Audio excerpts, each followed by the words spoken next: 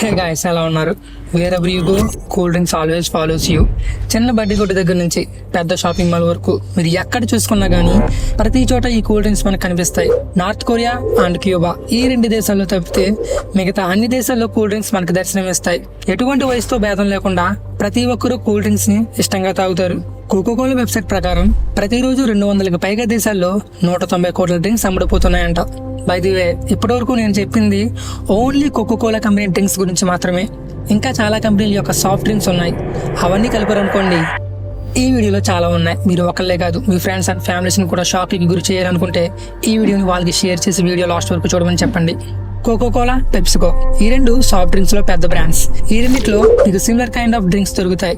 For example, Pepsi వచ్చేసి PepsiCo company and Thums Up వచ్చేసరికి Coca Cola company. కానీ వీటి రెండింటి టేస్ట్ మాత్రం కొంచెం ఆల్మోస్ట్ సిమిలర్ గానే ఉంటుంది. ఇన్ఫాక్ట్ చెప్పాలంటే ఈ రెండు కాంపిటీటర్స్. ఒకసారి థమ్స్అప్ తీసుకుని దాని వెనుకున్న న్యూట్రిషనల్ ఫ్యాక్ట్స్ చూస్తే 100 ml కి 42 క్యాలరీస్ అని ఉంటుంది. అంటే 600 ml బాటిల్ కూడా తీసుకుంటే దాంట్లో 6 × 42 252 క్యాలరీస్ ఉంటాయి. మీకు ఇంకా బాగా అర్థం అవడానికి దీని కిందే షుగర్స్ ఉంటుంది చూడండి. 100 ml కి 10.4 grams, అంటే 600 ml కి 62.4 grams. అంటే ఒక 600 ml థమ్స్అప్ తాగితే 62 grams చక్కెర అలా నోట్లో వేసుకున్నట్లే. అదే మిరిండా, ఫాంటా లాంటి డ్రింక్స్ లో అయితే ఈ షుగర్ కంటెంట్ ఇంకా ఎక్కువ ఉంటుంది. అదే మీరు 600 ml మిరిండా బాటిల్ తీసుకుంటే దాంట్లో 82 grams వరకు షుగర్ ఉంటుంది. అంటే థమ్స్అప్ లో కంటే 20 grams ఎక్కువ షుగర్ ఉందన్నమాట. మరీ ఇంత ఎక్కువ షుగర్ తింటే ఏమవుతుందంటే తొందరగా పోతారు. నేచురల్ షుగర్, యాడెడ్ షుగర్ అని రెండు ఉంటాయి. నేచురల్ గా మనం ఆహారంలో వచ్చే వాటిని నేచురల్ షుగర్స్ అంటారు. ఫర్ ఎగ్జాంపుల్, ఫ్రూట్ షుగర్ ని ఫ్రక్టోస్ అంటారు. అండ్ మిల్క్ గానీ మిల్క్ ప్రొడక్ట్స్ లో ఉండే షుగర్ ని లాక్టోస్ అంటారు. ఇవన్నీ నేచురల్ గా వచ్చే షుగర్స్. ఫ్రూట్స్, మిల్క్స్ లాంటివి తీసుకున్నప్పుడు మనకి షుగర్స్ వస్తాయి. అవి మన బాడీకి కావాల్సిన ఎనర్జీని ఇస్తాయి. బేసిక్ గా ఈ షుగర్స్ మనకు అవసరం, ఎందుకంటే ఇవి నేచురల్ గా వస్తున్నాయి కాబట్టి. కానీ టీ తాగేటప్పుడు ఒక చెంచా షుగర్ ఎక్కువ వేసుకుంటాం. ఏమన్నా తినేటప్పుడు దాంట్లో కూడా షుగర్ యాడ్ చేసుకుంటాం. అండ్ మనం తినే చాలా ప్రొడక్ట్స్ లో యాడెడ్ షుగర్స్ ఉంటాయి. సో ఇవన్నీ యాడెడ్ షుగర్స్ అన్నమాట. బేసిక్ గా మన బాడీకి ఈ యాడెడ్ షుగర్స్ అవసరం లేదు. కానీ మన బాడీ ఎంత తట్టుకోగలదంటే దానికి ఆన్సర్ వచ్చేసరికి మగవారైతే రోజుకి 36 grams, ఆడవారైతే రోజుకి 24 grams. ఈ రేంజ్ లిమిట్ లో అయితే మన బాడీ తట్టుకోగలదు. అది ఈ లిమిట్ దాటిపోయింది అనుకోండి, మన హెల్త్ కి అంత మంచిది కాదు. ఇందాక మనం థమ్స్అప్ గురించి చెప్పుకున్నాం కదా, దాంట్లో ఎంత ఉంది? 62 grams ఉంది. అంటే ఒక బాటిల్ థమ్స్అప్ తాగారంటే ఈ లిమిట్ దాటిపోతుందని అర్థం. అండ్ ఇది జస్ట్ ఒక సాఫ్ట్ డ్రింక్ లోనే కాదు, వాటితో పాటు మీరు రోజు టీ, కాఫీ తాగుతారు, దాంట్లో షుగర్స్ వేసుకుంటారు. ఫ్రూట్స్ కాకుండా చాక్లెట్స్, బిస్కెట్స్, ఐస్ క్రీమ్స్ ఇలాంటి వాటిల్లో యాడెడ్ షుగర్స్ ఉంటాయి. అవన్నీ కూడా లెక్కలోకి తీసుకున్నారనుకోండి, 1-2 రోజులంటే అది పెద్ద హెల్త్ మీద ఎక్కువ ప్రభావం చూపుతూ, అలా కాకుండా సంవత్సరాల తరబడి రోజు ఇదే పని మీద ఉంటే అప్పుడు అన్ని బయటపడిపోతాయి. అవేంటంటే స్కిన్ ముడతలు పడడం, liver failure, kidney failure, type 2 diabetes, heart attack, obesity, ఇలా చాలా ప్రాబ్లమ్స్ వస్తాయి. డ్రగ్స్ కి ఎలాగైతే ఎడిక్ట్ అయిపోతారో అలాగే సేమ్ షుగర్ కి కూడా ఎడిక్ట్ అవుతారని ఒక స్టడీలో తెలుస్తుంది. కొంతమంది రెగ్యులర్ గా ఈ సాఫ్ట్ డ్రింక్స్ తాగుతూ ఉంటారు. మీరు ఎప్పుడైనా ఎవరైనా మేము ఎప్పుడు ఒక 4-5 నెలలకు ఒకసారి సాఫ్ట్ డ్రింక్స్ తాగుతామండి, కూల్ డ్రింక్స్ తాగుతాం అని అనటం మీరు ఎప్పుడైనా విన్నారా? చాలా తక్కువగా వింటూ ఉంటారు. అలాంటి వాళ్ళు చాలా తక్కువ మంది ఉన్నారు. సో ఈ రెగ్యులర్ గా సాఫ్ట్ డ్రింక్స్ తాగే వాళ్ళకి ఎప్పుడైనా సాఫ్ట్ డ్రింక్స్ దొరకలేదు అనుకోండి, వాళ్ళు ఐస్ క్రీమో, చాక్లెటో, బిస్కెటో ఇలాంటివి తింటూ ఉంటారు. అంటే బేసిక్ గా ఏంటంటే వీళ్ళు రోజు షుగర్ ఎక్కువ ఉండే ఐటమ్స్ తినాల్సిందే. అండ్ ఈ సాఫ్ట్ డ్రింక్ లో యూజ్ చేసే ఒక హార్మ్ఫుల్ సబ్స్టెన్స్ క్యారమెల్. ఇప్పుడు ఈ థమ్స్అప్ గానీ, పెప్సీ గానీ ఇవన్నీ డార్క్ బ్లాక్ కలర్ లో ఉండడానికి రీజన్ ఏంటంటే ఈ క్యారమెల్. మీరు థమ్స్అప్ బాటిల్ తీసుకుని ఆ మొత్తంలో ఎక్కడైనా థమ్స్అప్ బాటిల్ మీద ఎక్కడైనా క్యారమెల్ అనే పదం ఉందేమో ఒకసారి చూడండి, మీకు ఎక్కడ కనపడదు. అదే థమ్స్అప్ బాటిల్ మీద contains permitted natural colour bracket లో 150D అని ఉంటుంది. అండ్ ఆ 150DA ఈ క్యారమెల్. ఈ క్యారమెల్ కి క్యాన్సర్ తో లింక్ ఉందని చాలా రిపోర్ట్స్ లో వచ్చింది. అసలు క్యారమెల్ అంటే ఏంటి? ఇప్పుడు మన షుగర్ ఉంది కదా, దాని అమోనియా అండ్ సల్ఫేట్ తో కలిపి బాగా కాల్చేస్తే వచ్చే బై ప్రొడక్ట్ ఈ క్యారమెల్. అమెరికన్ లాస్ ప్రకారం ఫుడ్ ఐటమ్స్ లో ఈ క్యారమెల్ ని 29 మైక్రోగ్రామ్స్ కంటే ఎక్కువ యూజ్ చేయకూడదు. కానీ ఈ సాఫ్ట్ డ్రింక్స్ లో 138 మైక్రోగ్రామ్స్ ఉంటుందని కొన్ని ఆర్టికల్స్ లో వచ్చింది.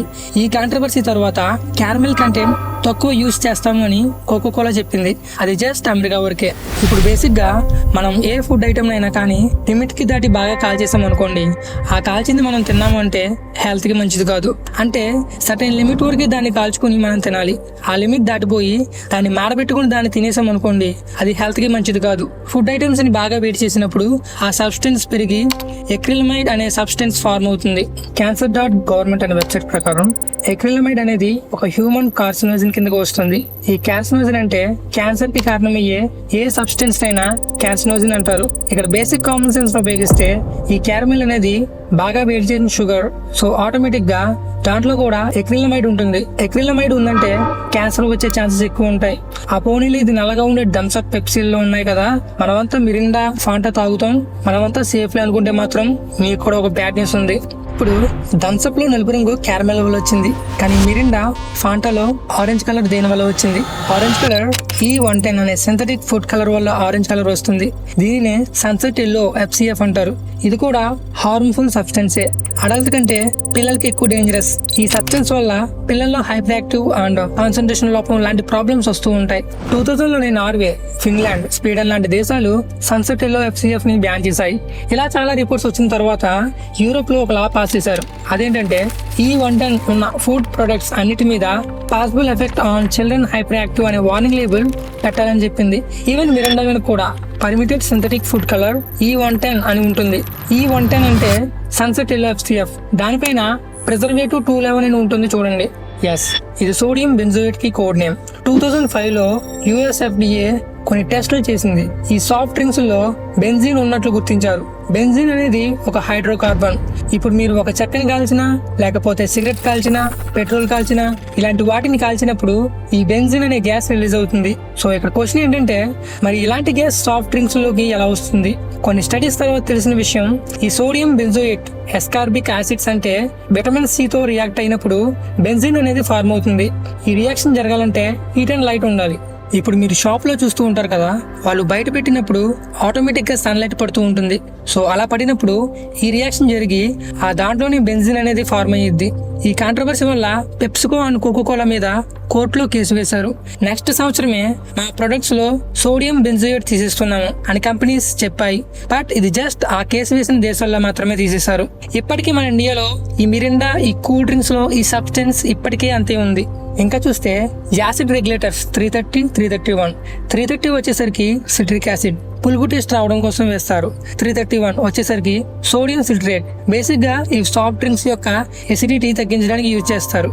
నెక్స్ట్ పక్కనే స్టెబిలైజర్స్ ఉంటాయి 1450, 005. ఇప్పుడు రెండు లిక్విడ్స్ ఉన్నాయి, ఆ రెండు సరిగ్గా మిక్స్ అవ్వట్లేదు అనుకోండి, దాంట్లో ఈ స్టెబిలైజర్స్ ని వేశారు అనుకోండి, అవి పర్ఫెక్ట్ గా మిక్స్ అయిపోతాయి. ఇన్ కేస్ ఈ స్టెబిలైజర్స్ ని వాడకపోతే అలాంటి లిక్విడ్స్ మిక్స్ అయినప్పుడు మనకి మధ్య మధ్యలో తాగుతున్నప్పుడు చిన్న చిన్న గడ్డల్లా తగులుతూ ఉంటాయి. సో ఆ చండాలమైన ఎక్స్పీరియన్స్ రాకూడదు కాబట్టి, ఇవన్నీ కలిసిపోవాలి కాబట్టి ఈ స్టెబిలైజర్స్ ని అయితే యూజ్ చేస్తారు. వీటి వల్ల పెద్ద హార్మ్ఫుల్ ఏమీ ఉండదు. అండ్ ఫైనల్ గా కార్బోనేటెడ్ వాటర్. పేరుకు తగ్గట్టుగానే వాటర్ లో ఈ కార్బన్ డైఆక్సైడ్ ని కలుపుతారు. సో బేసిక్ గా దీన్ని సోడా అంటారు. మన కూల్ డ్రింక్స్ ని వచ్చేసి మన షుగర్ సోడాస్ అని పిలవచ్చు. ఎందుకంటే దీంట్లో కార్బోనేటెడ్ వాటర్, దానిలో షుగర్స్ కలుపుతారు కాబట్టి. సోడాలో షుగర్ కలిపినట్టు. సో దీన్ని బేసిక్ గా మనం షుగర్ సోడాస్ అని కూడా పిలవచ్చు. సో ఓవరాల్ గా ఈ సాఫ్ట్ డ్రింక్స్ గురించి ఎంత విన్న తర్వాత కూడా మనం కూల్ డ్రింక్స్ తాగేస్తాం. మీరే కాదు, నేను కూడా తాగుతాను. అదే magic. So that's all for today. ఈ వీడియో మీకు ఎలా అనిపించిందో కింద కామెంట్స్ లో పోస్ట్ చేయండి. అండ్ వీడియో నచ్చితే లైక్ చేసి షేర్ చేయండి. నెక్స్ట్ వీడియో మిస్ అవ్వకూడదు అనుకుంటే మన ఛానల్ కి తప్పకుండా సబ్స్క్రైబ్ అవ్వండి. ఇంకో మంచి ఎపిసోడ్ తో మళ్ళీ కలుసుకుందాం. అంతవరకు సెలవు. Bye bye.